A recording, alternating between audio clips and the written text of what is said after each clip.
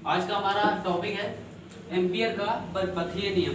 ठीक है, इससे पहले वाले वीडियो में हमने बताया था बायो सेवर्ट का अनुप्रयोग। दो अनुप्रयोग हैं, कौन कौन सा? वृत्ताकार धारावाहिक कुंडली के केंद्र पर चुंबकीय क्षेत्र निकाला था और उसके अक्ष पर हमने चुंबकीय क्षेत्र निकाला था। ठीक है, तो यहाँ पर एम्पियर के परिपथीय नियम की बात करना है। तो इस नियम को समझने से पहले हम चुंबकीय क्षेत्र का रेखा समाकलन पढ़ते हैं क्या होता है, क्योंकि वो जानेंगे तभी हम एम्पियर का परिपथीय नियम लगाएंगे। ठीक है, तो चुंबकीय क्षेत्र का रेखा समाकलन क्या होता है? ये क्या होता है कि चुंबकीय क्षेत्र और जो अल्पांश लंबाई का अल्पांश, चुंबकीय क्षेत्र तथा लंबाई के अल्पांश का अदिश गुणनफल का समाकलन। कहने मतलब इस तरीके से, ये चुंबकीय क्षेत्र है, ठीक है, चुंबकीय क्षेत्र, और ये लंबाई का अल्पांश dl, लंबाई का अल्पांश dl का समाकलन क्या कहलाएगा? रेखा समाकलन। चुंबकीय क्षेत्र का रेखा समाकलन। ठीक है, तो ये जो है एम्पियर के नियम में, एम्पियर के परिपथीय नियम में इसका बहुत महत्वपूर्ण स्थान है। ठीक है, तो यहाँ पर क्या कहा हमने कि चुंबकीय क्षेत्र और लंबाई का अल्पांश, मतलब कि कोई चालक है उसकी अल्पांश लंबाई हम ले रहे हैं, उसकी अल्पांश लंबाई का अदिश गुणनफल के चुंबकीय क्षेत्र तथा लंबाई के अल्पांश के अदिश गुणनफल का समाकलन। ये क्या है? ये जो गोल तरीके है ये प्रदर्शित करा पूरे के लिए, पूरे पृष्ठ के मतलब पूरे के लिए समाकलन। तो ये जो समाकलन होगा यही कहलाएगा चुंबकीय क्षेत्र का रेखा समाकलन। इसको हम इस तरीके से भी लिख सकते हैं क्या? BDL cos theta. First year में पढ़ा होगा vector A dot vector B equal to क्या होता है? AB cos थीटा होता है, AB cos थीटा होता है। तो यहाँ B है, एक जगह B है और B की जगह पर DL है। इन दोनों का अदिश गुणनफल क्या निकल के आएगा? अगर फार्मूला यूज करें तो BDL cos थीटा होगा, BDL cos थीटा हो जाएगा। ये फर्स्ट ईयर में पढ़ा होगा। अब बात आती है कि एम्पियर का परिपथीय नियम कैसे लागू होगा। ठीक है, अभी हम ये पढ़ रहे हैं एम्पियर का परिपथीय नियम, इसके आगे इसके अनुप्रयोग है। जैसे बायो सेवर्ट नियम के अनुप्रयोग थे वैसे इसका भी हम क्या करेंगे? अनुप्रयोग पढ़ेंगे। ठीक है, तो यहाँ पर क्या है कि एम्पियर का परिपथीय नियम, एम्पियर का जो परिपथीय नियम है वो बंद पथ के लिए लागू होता है। इससे पहले पढ़ा होगा पहले चैप्टर में गॉस का प्रमेय क्या था कि जो हमारा चुंबकीय वैद्युत फ्लक्स होता है, वैद्युत फ्लक्स क्या फाई ई होता है ना, फाई ई होता है वो पृष्ठ पर प्रवाहित कुल आवेश का 1/ε0 गुना होता है। तो क्या जाए? Sigma upon epsilon 0, sigma q upon epsilon 0। Sigma q क्या है कि उस पृष्ठ के अंदर कितने आवेश है उन सबका आवेश का योग। हम इसको यहाँ इस तरीके से भी लिख सकते हैं क्या? Vector E dot vector ds। ये अभी हम गॉस प्रमेय की बात कर रहे हैं। ठीक है, तो सिग्मा क्यू अपान एप्सिलॉन 0। अब ये कोई पृष्ठ था, ये कोई बंद पृष्ठ था, गॉसियन बंद पृष्ठ। गॉस का प्रमेय क्या होता है? गॉसियन बंद पृष्ठ के लिए लागू होता है, बंद पृष्ठ के लिए, ये पहले हम बता चुके हैं। और ये भी क्या होगा? बंद पथ के लिए लागू होता है। तो इसमें क्या होगा? मान लेते हैं Q1 है यहाँ आवेश, यहाँ Q2 है, यहाँ -Q3 है। ठीक है, इतने आवेश हैं। तो यहाँ पर सिग्मा क्यू कैसे निकालेंगे? हम सिग्मा क्यू को वैल्यू इन सबसे निकालेंगे। कैसे निकालेंगे? देखो ये इस तरीके से vector E dot vector ds equal to sigma Q के साथ क्या हो जाएगा? Q1 प्लस Q2, और यहाँ प्लस ना होके क्योंकि माइनस है तो क्या हो जाएगा? -Q3 हो जाएगा और बटे में एप्सिलॉन 0 हो जाएगा। ये तो हो गया कॉस प्रमेय, हमने मतलब उससे रिलेटेड करके बताया। ठीक है, कैसे होगा? अंतर केवल इतना है, अंतर क्या है कि जो है यहाँ पर क्या है? निर्वात की वैद्युतशीलता है, एप्सिलॉन 0 क्या है? निर्वात की वैद्युतशीलता है। यहाँ पर निर्वात की चुंबकशीलता का प्रयोग करेंगे। बंद पथ के लिए ये भी है और बंद पथ के लिए वो भी है। ये क्या? बंद गॉसियन पृष्ठ के लिए, बंद गॉसियन पृष्ठ के लिए वो क्या है? बंद पथ के लिए, एम्पियर के बंद परिपथ के लिए। ठीक है, तो यहाँ पर क्या, इसमें आवेश का प्रवाह होता है, इसके अंदर आवेश होता है, और इसमें क्या होता है, वैद्युत धारा होता है। इसमें क्या होता है, वैद्युत धारा होता है। ठीक है, यहाँ पर आवेश होता है, इसमें क्या होता है, वैद्युत धारा होता है। तो वो वैद्युत धारा जो होता है उसका बीजगणितीय योग और निर्वात की चुंबकशीलता का गुणनफल वो बराबर होता है चुंबकीय क्षेत्र के रेखा समाकलन के, चुंबकीय क्षेत्र के रेखा समाकलन के। यही क्या होता है, एम्पियर का परपथीय नियम, या इसे हम एम्पियर का नियम भी बोलते हैं।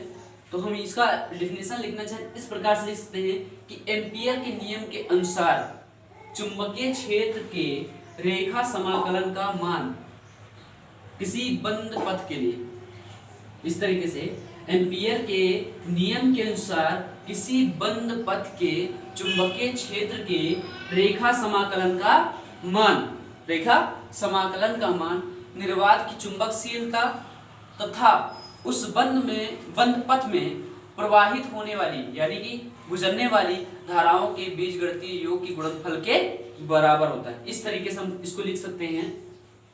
ध्यान से देखना, ये क्या हो गया, हमने क्या कहा, चुंबकीय क्षेत्र किसी बंद पथ के चुंबकीय क्षेत्र के, ठीक है, किसी बंद पथ के चुंबकीय क्षेत्र के रेखा समाकलन यानी कि बीडियल कॉस थीटा का मान निर्वात की चुंबकशीलता म्यू जीरो क्या है, निर्वात की चुंबकशीलता और उस बंद पथ में बहने वाली धाराओं का बीजगणितीय योग के गुणनफल के बराबर होता है, यानी कि क्या जाएगा, सिग्मा आई। ये होगा हमारा एम्पियर का परिपथीय नियम। फिर से एक बार देखो, एम्पियर के नियम के अनुसार किसी बंद पथ के चुंबकीय क्षेत्र के रेखा समाकलन का मान निर्वात की चुंबकशीलता तथा उस बंद पथ में प्रवाहित होने वाली वैद्युत धाराओं का बीजगणितीय योग की गुणनफल के बराबर होता है। यह होता है एम्पियर का परिपथीय नियम। तो हम इसमें सबसे पहले हम रेखा समाकलन के बारे में लिख रहे हैं। ठीक है, रेखा समाकलन का डेफिनेशन लिख रहे हैं, तो ध्यान से देखना, चुंबकीय क्षेत्र का रेखा समाकलन।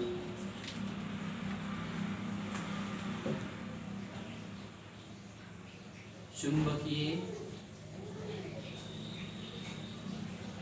क्षेत्र का रेखा समाकलन।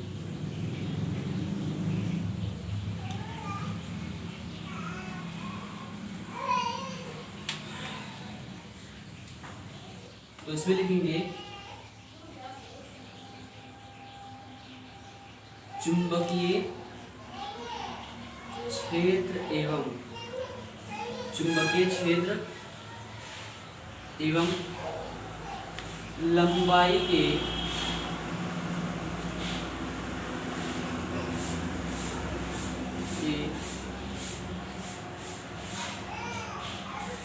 अल्पांश, लंबाई के अल्पांश के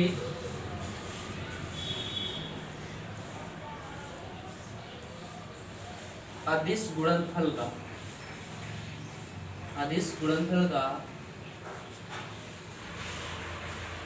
समाकलन। ठीक है, चुंबकीय क्षेत्र एवं लंबाई के अल्पांश के अदिश गुणनफल का समाकलन, अदिश गुणनफल का समाकलन चुंबकीय क्षेत्र का रेखा समाकलन कहते हैं।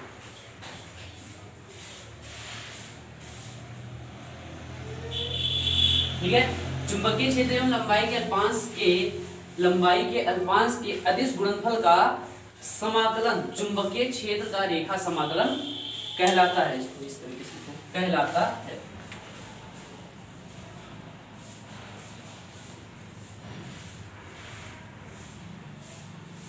ठीक है, तो चुंबकीय क्षेत्र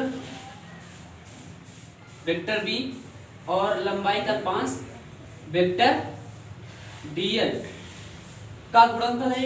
ये क्या है, अदिश गुणनफल है, का क्या है, समाकलन, अब ये क्या प्रदर्शित कर रहा है कि पूरे पूरे जो हमारा बंद पथ है उसके लिए, पूरे के लिए क्या होगा, समाकलन, वो क्या कहलाएगा, चुंबकीय क्षेत्र का रेखा समाकलन कहलाएगा। इस तरीके से जिसे हम बोलेंगे चुंबकीय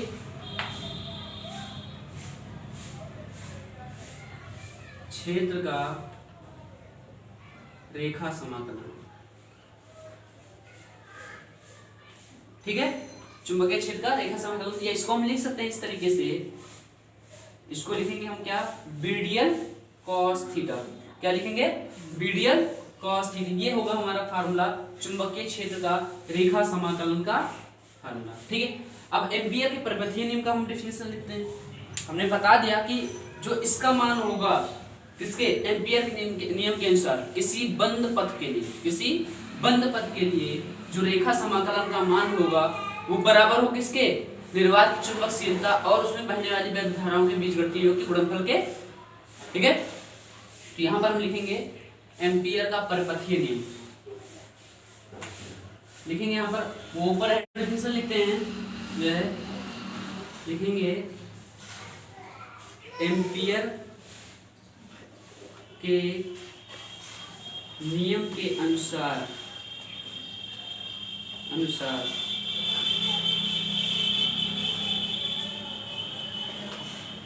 किसी बंद पथ के चुंबकीय क्षेत्र के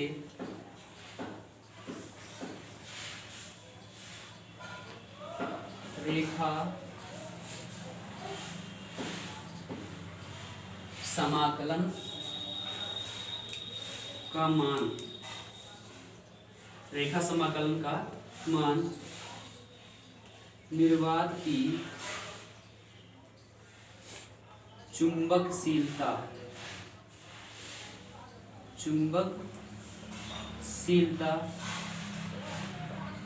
एवं निर्वात की चुंबकशीलता एवं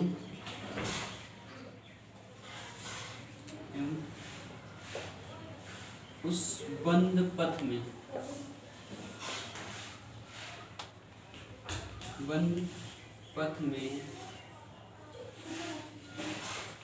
प्रवाहित होने वाली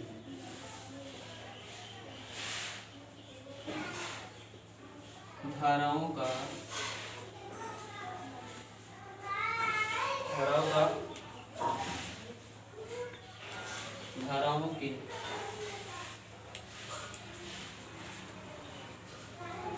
बीजगणितीय योग के गुणनफल के बराबर होता है।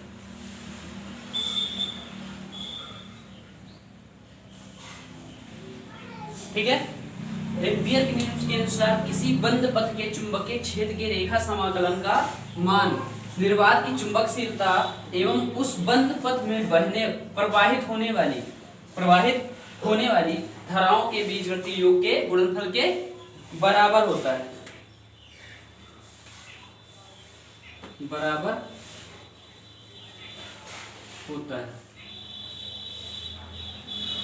ठीक है, ये हो गया एम्पीयर का परिपथीय नियम। तो जिस तरीके से क्या कहा गया है कि चुंबकीय रेखा समाकलन का मान निर्वात की चुंबकशीलता एवं उस बंद पथ में प्रवाहित होने धारा के विद्युत योग के बराबर होता है। तो यहाँ पर देखो ये इंटीग्रेशन पूरे के लिए वेक्टर डीएल यानी बीडीएल कॉस थीटा निकला है ना, बीडीएल कॉस थीटा समाकलन बीडीएल कॉस थीटा का वैल्यू क्या होगा, बराबर हो किसके, म्यू जीरो और सिग्मा आई का मतलब बहने वाली धाराओं का बीजगणितीय योग। सिग्मा आई का मतलब क्या हुआ, बहने वाली धाराओं का बीजगणितीय योग।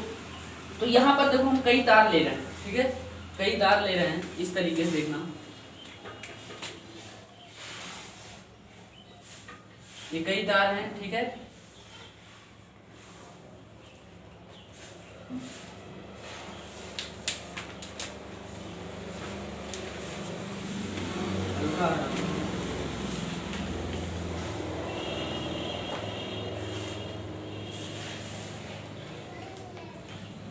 इसमें I1 धारा बह रही है, इसमें I2 धारा बह रही है, इसमें I3 धारा बह रही है, इसमें I4 धारा बह रही है। अब हमको पता है कि एम्पियर का नियम लगाने के लिए हमको बंद पथ चाहिए। क्या चाहिए? बंद पथ। जैसे गॉस का प्रमेय लगाते हैं तो बंद गॉसियन पृष्ठ लेते हैं, तो ऐसे यहाँ पर हमको क्या करना है कि जो है बंद पथ लेना है। क्या करना है? बंद पथ लेना है। तो हम क्या करेंगे, इसको क्या करते हैं, एक बंद पथ में कर देंगे। इसको क्या कर देंगे? एक बंद पथ में कर देंगे। इसको कहेंगे एम्पियर पथ। क्या बोलेंगे? एम्पियर पथ। इसे क्या बोलेंगे? एम्पियर पथ बोलेंगे। अगर यहां से हम सिग्मा आई का वैल्यू निकालें, सिग्मा आई का वैल्यू निकालें तो क्या निकल के आएगा? सिग्मा आई इक्वल टू, हमने क्या कहा कि बहने वाली धारा मतलब कि उस बंद पथ में जो हमारा चुंबकीय क्षेत्र का रेखा समाकलन होता है वो बराबर किसके होता है? निर्वात की चुंबकशीलता μ0 और उस बंद पथ में बहने वाली धाराओं के बीजगणितीय योग के गुणनफल के। ये बताया ना, ये μ0 क्या है? निर्वात की चुंबकशीलता है। और सिग्मा आई क्या है? इस बंद पथ में कितना धारा बह रहा है, कितना धारा बह रहा है, उनका बीजगणितीय योग। तो सिग्मा आई कैसे निकालेंगे? देखो इसकी धारा, इसकी दिशा एक तरफ है तो I1 प्लस I2 हो जाएगा। लेकिन ये तीसरा है, इसकी दिशा अलग है तो क्या हो जाएगा? माइनस I3 हो जाएगा। हो जाएगा। या ऐसा कर लो, पहले प्लस वाला एक तरफ कर लो I3 और माइनस I4, ठीक है, माइनस I4। अब ये वैल्यू यहाँ पर हम रखेंगे तो ये इसके लिए, ये जो हमने लिया है इसके लिए कई तार हो इस तरीके से जो है, तो यहाँ पर I1 plus I2 plus I3 और ये I3 वाला माइनस होगा, ये I4 और ये हो जाएगा यहाँ पर I3, ठीक है। तो ये वैल्यू हम यहाँ रखेंगे तो क्या निकल के आएगा? Integration of BDL cos theta, BDL cos theta, ठीक है, बराबर μ0 और सिग्मा आई का वैल्यू कितना आ गया? ये आ गया ना, तो I1 plus I2 plus I3 और I4 और माइनस I3 वाला क्या है? माइनस में है, मतलब विपरीत दिशा में है सबके, तो माइनस हो जाएगा। तो ये इसके लिए क्या आएगा? एम्पियर का नियम इस पथ पे लागू होगा, ठीक है, मतलब लागू करके इस तरीके से इसका बीजगणितीय योग आएगा वैद्युत धारा का, ठीक है। तो हमने क्या कहा कि जो हमारा एम्पियर का नियम है वो बंद पथ के लिए लागू होता है, ठीक है। और जैसे हमने गॉस प्रमेय से इसका कंपैरिजन किया तो उसमें क्या था कि गॉस का गॉसियन पृष्ठ, बंद गॉसियन पृष्ठ में लागू होता है। उसमें क्या था? आवेश था। इसमें क्या है? वैद्युत धारा है। अंतर ये है। और यहाँ पर निर्वात की चुंबकशीलता का प्रयोग किया जा रहा है, वहां पर निर्वात की वैद्युतशीलता एप्सिलॉन 0 का प्रयोग किया जा रहा था, ठीक है। तो अब इस एम्पियर के परपथीय नियम से संबंधित अनुप्रयोग हैं, जैसे उसमें पढ़ा था गॉस प्रमेय का अनुप्रयोग, ठीक है। गॉस प्रमेय के अनुप्रयोग में क्या था कि जैसे अनंत लंबाई का चालक तार था, समतल चादर था, उसके लिए हमने क्या वैद्युत क्षेत्र की तीव्रता निकाला था। वैसे यहाँ पर हम क्या करेंगे? धारावाही चालक तार के लिए चुंबकीय क्षेत्र की तीव्रता, अब बेलन के लिए है उसकी चुंबक क्षेत्र, बेलन ठोस बेलन जिसे बोलते हैं, उसके लिए चुंबकीय क्षेत्र की तीव्रता अंदर बाहर और पृष्ठ पर क्या होगा, ठीक है। जैसे उसमें गोलीय कोष था गॉस प्रमेय में, अंदर बाहर और केंद्र पर निकालते थे ना चुंबकीय क्षेत्र वैद्युत क्षेत्र की तीव्रता। यहाँ पर हम चुंबकीय क्षेत्र की तीव्रता सबके लिए निकालेंगे, किसके प्रयोग से? गॉस एम्पियर के परपथीय नियम का प्रयोग करके, ठीक है। पहले इतना करो। देखो अब हम बात करते हैं एम्पियर के परपथीय नियम के अनुप्रयोग। तो इसमें पहला आता है सीधे धारावाही चालक के कारण चुंबकीय क्षेत्र। तो अब सीधे धारावाही चालक के कारण चुंबकीय क्षेत्र निकालेंगे, कितना होगा, ठीक है। तो यहाँ पर हम एक चालक ले रहे हैं, सीधा धारावाही चालक, इसमें क्या है? I एम्पियर की धारा बह रही है। इस चालक से स्मॉल r दूरी पर एक बिंदु P ले रहे हैं, ठीक है।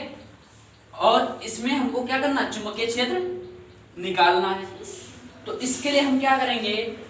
हमको एम्पियर का पथ चाहिए। एम्पियर का पथ क्या होगा? बंद पथ होना चाहिए। तो यहाँ पर हम क्या एक बंद पथ ले रहे हैं, ये क्या है?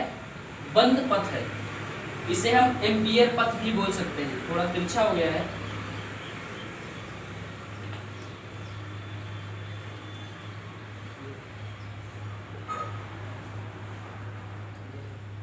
ठीक है, इसे हम बोलेंगे एम्पियर पथ। क्या बोलेंगे? एम्पियर पथ। ठीक, अब क्या करना है हमको, यहां पर हम एक अल्पांश ले रहे हैं। इस जो ये है पथ है, इस पथ का अल्पांश ले रहे हैं। ठीक है, इस पथ का हम क्या कर रहे हैं? अल्पांश ले रहे हैं, जो कि क्या है? डीएल लंबाई का है। क्या है? डीएल लंबाई का है।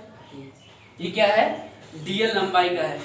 अब यहां पर हमको क्या करना है? धारा का दिशा तो पता है, धारा ये है ना। अब ये हमको पता करना, जो हमारा डीएल है, जो डीएल है और चुंबकीय क्षेत्र है, उनके बीच एंगल कितना बन रहा है? उनके बीच एंगल कितना बन रहा है? तो सबसे पहले हम क्या काम करेंगे, यहां ध्यान से देखो, जो हमारा धारा है, ये धारा की दिशा है, धारा की दिशा है ना। हमको जिस बिंदु पर क्या चुंबकीय क्षेत्र पता करना है, उस तरफ क्या अंगुलियां कर देंगे। क्या कर देंगे? अंगुलियां कर देंगे। तो ये हमारा क्या होगा? ये जो हथेली होगी किस दिशा है? उस तरीके है, उस तरफ है।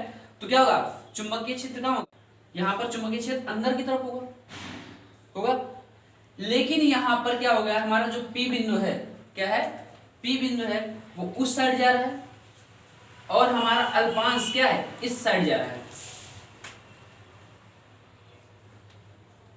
मतलब कहने ही मतलब चुंबकीय क्षेत्र भी, ठीक है, चुंबकीय क्षेत्र इधर है, ठीक है, वो अल्पांश भी इधर जा रहा है, अल्पांश भी जा रहा है ना, चुंबकीय क्षेत्र इधर और क्या अल्पांश भी इधर है।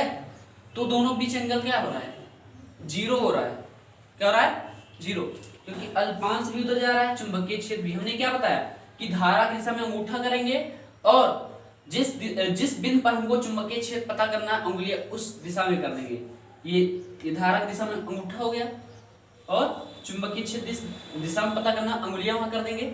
क्या कर देंगे? अंगुलियां कर देंगे। तो ये क्या करेगा? ये चुंबकीय क्षेत्र बताएगा, यानी चुंबकीय क्षेत्र उस साइड होगा, और जो हमारा अल्पांश है, ये भी क्या होगा?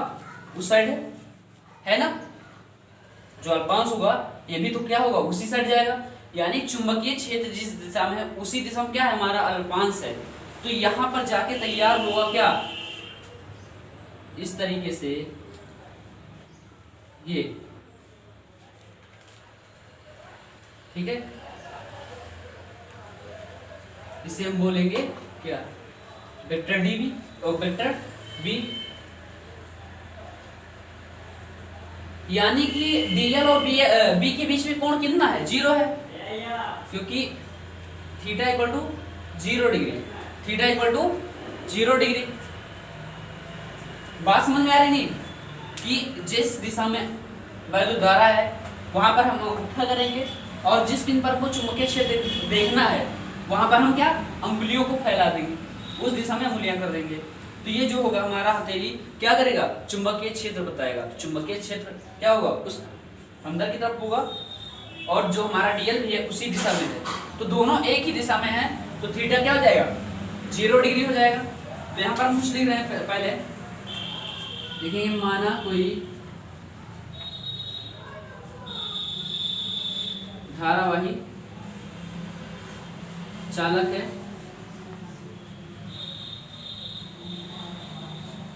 जिसमें आई धारा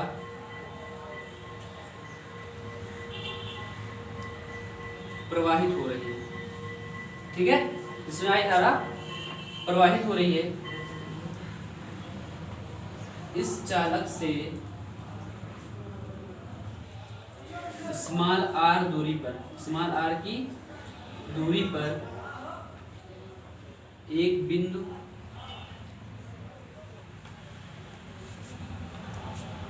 P लेते हैं, एक बिंदु P लेते हैं, जिस पर हम एक बंद पथ, कोई धारावाही चालक है जिसमें I एम्पियर, जिसमें I धारा प्रवाहित हो रही है, जिसमें I धारा प्रवाहित हो रही है। इस चालक से स्मॉल r की दूरी पर एक बिंदु P लेते हैं, जिस पर हम एक बंद पथ खींचते हैं। ठीक है, इस पथ की अल्पांश लंबाई dl लेते हैं। ठीक है, इस पथ की अल्पांश लंबाई dl लेते हैं। ठीक है, अब यहाँ पर हम एम्पियर का परिपथीय नियम लगाते हैं। तो ध्यान से देखना, एम्पियर का परिपथीय नियम ये हो गया BDL cos थीटा, ये हो गया चुंबकीय क्षेत्र का रेखा समाकलन किसके बराबर होगा? म्यू नॉट इंटू सिग्मा आई। तो हमने क्या बताया कि इनके बीच एंगल क्या होगा? 0 होगा। क्यों? क्योंकि जो हमारा डीएल है और चुंबकीय क्षेत्र है दोनों क्या है? एक ही दिशा में है। ठीक है, तो क्या हो जाएगा? Integration of BDL cos 0 degree बराबर म्यू नॉट सिग्मा आई। तो BDL cos 0 डिग्री का वैल्यू 1 होता है, तो क्या आ जाएगा? इंटीग्रेशन BDL और म्यू नॉट सिग्मा आई क्या होगा? अब इस बंद पथ में, ये पथ के अंदर है ना, तो इसके अंदर जो धारा है, जो इस पथ के अंदर धारा क्या है? आई है। तो जो अंदर होगा वही हम ले सकते हैं, जो उसके इस एम्पियर पथ के अंदर होगा। हमने क्या बताया? एम्पियर का जो नियम होता है वो बंद पथ के लिए लागू होता है, और उसके अंदर जो धारा होती है, जो टोटल धारा होती है, वही धारा हम लेते हैं। तो इसके अंदर कितनी धारा प्रवाहित हो रही है? आई एम्पियर की धारा प्रवाहित हो रही है। कितनी? क्योंकि जो हमारा धारावाही चालक है वो पथ के अंदर ही है, ना। जो धारावाही चालक आई है, एल है, मतलब कि ये धारावाही चालक है, तार है, ये क्या है? इस बंद पथ के अंदर ही है।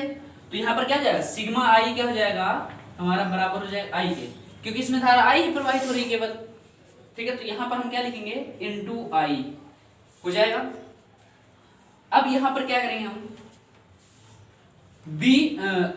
इंटीग्रेशन ऑफ डीएल, बी बाहर निकाल लेंगे और म्यू नॉट आई। अब जो हमारा डीएल है, क्या है? डीएल है। हमने क्या बताया कि ये क्या है? कुछ वृत्त के तरीके ना, जिसकी त्रिज्या स्मॉल आर है, और टोटल हमको चाहिए। इससे पहले हम बात कर चुके हैं धारावाही कुंडली के केंद्र पर और धारावाही कुंडली के अक्ष पर चुंबकीय क्षेत्र की तीव्रता, ये बताया ना। तो हमारा जो डीएल था वहां पर क्या ले रहे थे? 2 पाई आर, क्योंकि जो हमारा ये पथ है, वृत्ताकार पथ है, वो डीएल के छोटे लंबाई से मिलकर बना है। अगर इसको हम डीएल को पूरे पथ के लिए जोड़ दें, यानी कि डीएल को क्या करें? जोड़ते चले जाए, डीएल प्लस डीएल, तो कुल मिला के जो हमारा यहाँ पर इंटीग्रेशन कर रहे हैं, इसका मतलब क्या हुआ? कुल डीएल यानी कि इस पूरे वृत्ताकार पथ के लिए, इस पूरे एम्पियर पथ के लिए जिसकी त्रिज्या स्मॉल आर है, क्या हो जाएगा? इसका परिध हो जाएगा टोटल लंबाई 2 पाई आर। यानी कि हम यहाँ पर लिख सकते हैं कि इंटीग्रेशन ऑफ डीएल, ये 0 जो लगा यह प्रदर्शित कर रहा है कि पूरे पृष्ठ के लिए, किसके लिए? पूरे पृष्ठ के लिए। तो इसकी त्रिज्या स्मॉल आर है, देखा गया इसकी त्रिज्या स्मॉल आर है, तो पूरे के लिए क्या जाएगा? 2 पाई आर। पूरी लंबाई क्या हो जाएगी? 2 पाई आर। तो यहां पर हम क्या करेंगे? 2 पाई आर रखेंगे, तो b into 2 pi r equal to mu not I. तो यहां से b का वैल्यू हम निकालेंगे, क्या निकल के आएगा? Mu not I upon 2 pi R. ये होगा चुंबकीय क्षेत्र, किसके लिए? धारावाही चालक के कारण चुंबकीय क्षेत्र। ये क्या है? धारावाही चालक है, इसमें आई एम्पीयर की धारा बह रही है। इससे r दूरी पर हमने क्या लिया? एक बिंदु P लिया, जिस पर हमको क्या करना था? चुंबकीय क्षेत्र फाइंड आउट करना था। हमने देखा कि जो हमारा चुंबकीय क्षेत्र है और अल्पांश है, दोनों एक ही दिशा में। कैसे पता किया? जिस दिशा में क्या हो? वैद्युत धारा हो हम अंगूठा उस दिशा में कर देते हैं, और जिस दिशा में या जिस बिंदु पर हमको चुंबकीय क्षेत्र पता करना होता है हम क्या करते हैं, अंगुलियों को फैला देते हैं, और ये हमारी जो हथेली है ये क्या प्रदर्शित कर रहा है, चुंबकीय क्षेत्र। तो इसमें चुंबकीय क्षेत्र उस साइड है और हमारा डीएल भी उसी साइड है, चुंबकीय क्षेत्र उस साइड है और डीएल भी उसी साइड है, यानी कि दोनों एक ही दिशा में है। बी और डीएल क्या हुआ, एक ही दिशा में है, तो थीटा क्या हो जाएगा, 0 डिग्री हो जाएगा। अब हमने क्या किया कि यहाँ पर एक एम्पियर लूप खींचा, एम्पियर लूप या एम्पियर पास या एम्पियर बंद पथ, ठीक है। एम्पियर का नियम बंद पथ के लिए ही लागू होता है, जैसे वहां पर गॉस का प्रमेय था, बंद गॉसियन पथ के लिए लागू होता था, ठीक है। वैसे यहाँ पर, तो यहाँ पर हमने क्या किया, एक बंद लूप लिया और इस पर हमने क्या किया कि एम्पियर का नियम लागू किया।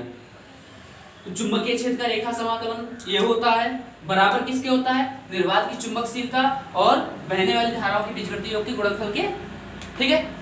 तो यहाँ पर हमने क्या किया, थीटा का वैल्यू हमको पता हो गया 0 डिग्री है, तो थीटा का वैल्यू हमने 0 रखा, तो बीडीएल cos 0 का वैल्यू 1 होता है, तो बचेगा यहाँ पर क्या, इंटीग्रेशन ऑफ बीडीएल और म्यू नॉट आई।